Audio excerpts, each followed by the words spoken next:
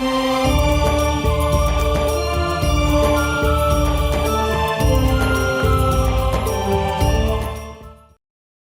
ज्ञानदाता ब्रह्म कह रहा है वो नहीं करनी चाहिए। श्रीमद् भगवत गीता जी अध्याय नंबर 7 के 12 से लेकर 15 आपने पढ़ दिए।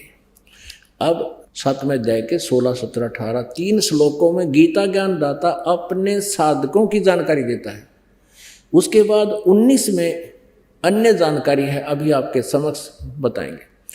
और फिर 20, 21, 22 और 23 में गीता ज्ञानदाता फिर उन्हीं तीनों गुणों रजगुण ब्रह्मा, सतगुण विष्णु, तनगुण शिव जी, यानी इन तीनों देवताओं की साधना को गलत बता रहे हैं। देखिएगा, श्रीमद् भगवत गीता, गीता प्रेस गोरखपुर से प्रकाशित है और जय दयाल गोविंद का इसके अनुवादक है। ये 7वां अध्याय और श्लोक नंबर 20। उन भोगों की कामना द्वारा जिनका ज्ञान हरा जा चुका है, यानी तीनों देवताओं से जो लाभ मिलना है उसके कारण अपने स्वभाव से प्रेरित होकर उस नियम को धारण करके अन्य देवताओं को भजते हैं, पूजते हैं। और 21 में क्या बताया फिर, जो सकाम भक्त जिस देवता के स्वरूप को श्रद्धा से पूजना चाहता है, उस भक्त की श्रद्धा को मैं उसी देवता के प्रति स्थिर करता हूँ। यानी जो विष्णु की साधना करता है विष्णु रूप धारण करके आ जाता है, जो शिव जी की पूजा करता है शिव जी का रूप धारण करके आ गया और उनके छोटे मोटे काम कर दिए ताकि वो लगे रहें। अच्छा, 22 में क्या कहा है, वह पुरुष उस श्रद्धा से युक्त होकर उस देवता का पूजन करता है और उस देवता से मेरे द्वारा ही विधान किए हुए उन इच्छित भोगों को निसंदेह प्राप्त करता है। अब इसने तीनों अपने पुत्रों को एक एक विभाग दे रखा है, इनको भी थोड़ी थोड़ी शक्ति दे रखी है और वर्क डन ही ये दे सकते हैं तीनों, केवल जो जैसा करता वैसा। परंतु उन अल्प बुद्धि वालों का, हाय हाय, गीता ज्ञानदाता कहता है उन मंद बुद्धि वालों का वह फल नाशवान है जो ब्रह्मा विष्णु महेश की पूजा करते हैं, तीनों देवताओं की। वे देवताओं को पूजने वाले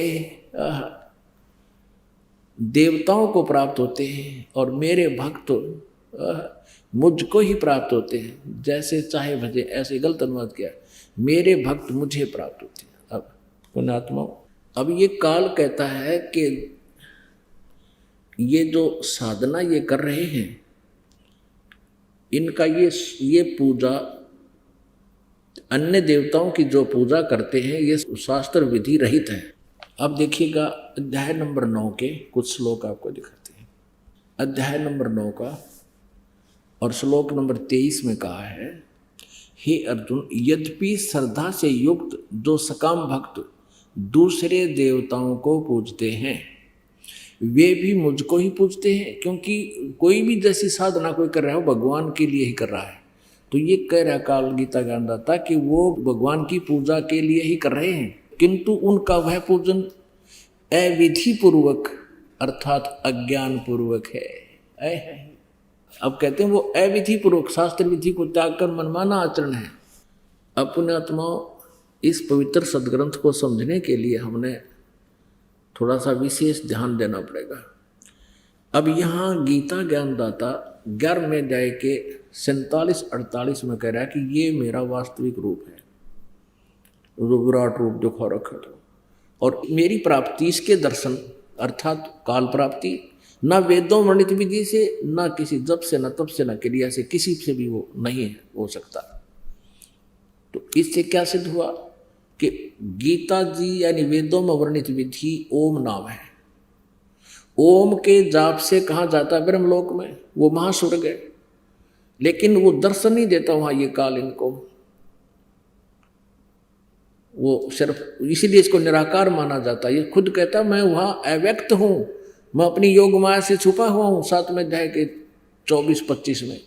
और ये मूर्ख जन समुदाय मुझे कृष्ण मान रहे हैं, व्यक्ति रूप माया हुआ मान रहे। मैं व्यक्ति नहीं हूँ, मैं तो अव्यक्त रहता हूँ। मैं कभी इस रूप में, कभी अपने वास्तविक रूप में किसी के सामने नहीं आता।